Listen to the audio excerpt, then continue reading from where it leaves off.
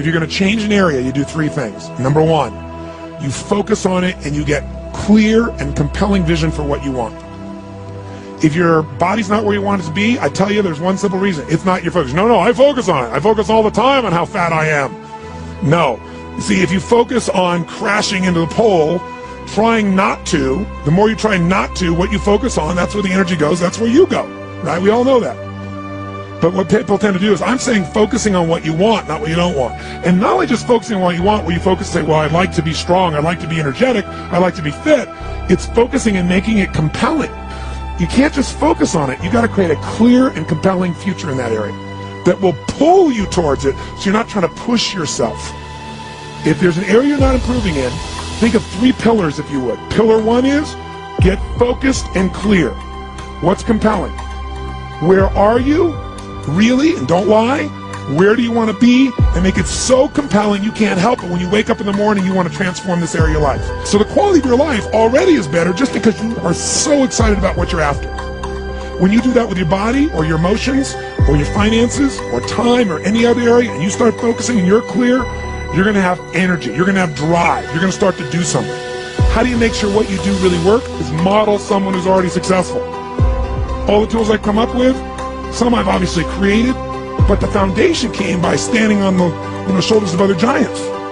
I went out and found somebody that's already got the result. Why reinvent the wheel? Success leaves clues.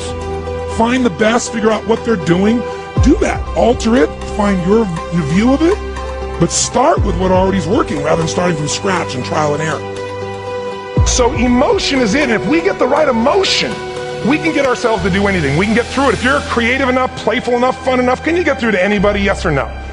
If you don't have the money, but you're creative and determined enough, you find the way. So this is the ultimate resource, but this is not the story that people tell us, right? The story people tell us is a bunch of different stories. They tell us we don't have the resources, but ultimately, decisions shape destiny, which is my focus here. If decisions shape destiny, what determines it is three decisions. What are you going to focus on? Right now, you have to decide what you're going to focus on. In this second, consciously or unconsciously, the minute you decide to focus on something, you got to give it a meaning. And whatever that meaning is produces emotion. Is this the end or the beginning?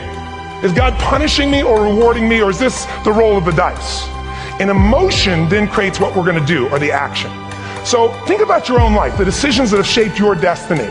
And that sounds really heavy, but in the last 5 or 10 years, 15 years, haven't there been some decisions you've made that if you made a different decision, your life would be completely different? So the bottom line is, maybe it was where to go to work, and you met the love of your life there. Maybe it was a career decision. I know the Google geniuses I saw here. I mean, I understand that their decision was to sell their technology at first. What if they made that decision versus to build their own culture? How would the world be different? How would their lives be different? Their impact.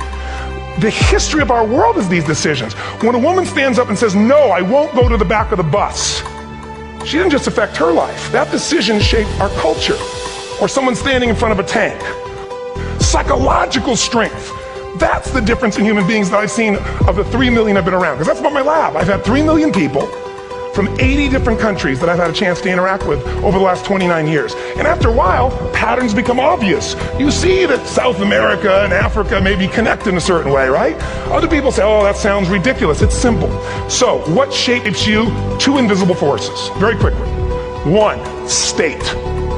We all have had times. Have you had a time you did something and after you did it, you thought to yourself, I can't believe I said that. I can't believe I did that. That was so stupid. It wasn't your ability, it was your state.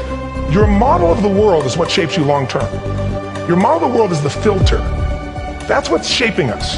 That's what makes people make decisions. When we want to influence somebody, we got to know what already influences them. And it's made up of 3 parts, I believe. First, what's your target? What are you after? Which I believe it's not your desires. You can get your desires to goals. How many of you got a goal, desire, and thought, is this all there is? How many been there? Say aye. So it's needs we have. I believe there are 6 human needs. Second, once you know what the target that's driving you is, and you uncover it for the truth, you don't form it, you uncover it. Then you find out what's your map. What's the belief systems that are telling you how to get those needs? Some people think the way to get those needs is destroy the world. Some people is to build something, create something, love someone. And then there's the fuel you pick. So very quickly, 6 needs. Let me tell you what they are. First one, certainty. Now these are not goals or desires, these are universal. Everyone needs certainty that they can avoid pain and at least be comfortable. Now how do you get it? Control everybody, develop a skill, give up, smoke a cigarette. Well, we go for certainty differently. If we get total certainty, we get what? What do you feel if you're certain? You know what's going to happen, when it's going to happen, how it's going to happen. What would you feel? bored out of your mind. So God, in her infinite wisdom, gave us a second human need, which is uncertainty. We need variety. Third human need, critical, significance. We all need to feel important, special, unique. You can get it by making more money. You can do it by being more spiritual. You can do it by getting yourself in a situation where you put more tattoos and earrings in places humans don't want to know. Whatever it takes. The fastest way to do this, if you have no background, no culture, no belief in resources or resourcefulness, is violence. If I put a gun to your head and I live in the hood, instantly I'm significant. 0 to 10, how high? 10. How certain am I you're going to respond to me? 10. Here's what we really need. Connection and love, fourth need. We all want it. Most people settle for connection because love's too scary. Now these first 4 needs, every human finds a way to meet. Even if you lie to yourself, even if you have split personalities. But the last 2 needs, the first 4 needs are called the needs of the personality, is what I call them. The last 2 are the needs of the spirit. And this is where fulfillment comes. You won't get fulfillment from the first 4. You'll figure a way, smoke, drink, do whatever, meet the first 4. But the last 2, number 5, you must grow.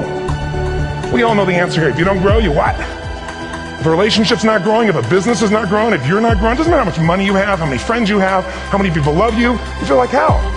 And the reason we grow, I believe, is so we have something to give of value. Because the 6th need is to contribute beyond ourselves. Because we all know, corny as it sounds, the secret of living is giving.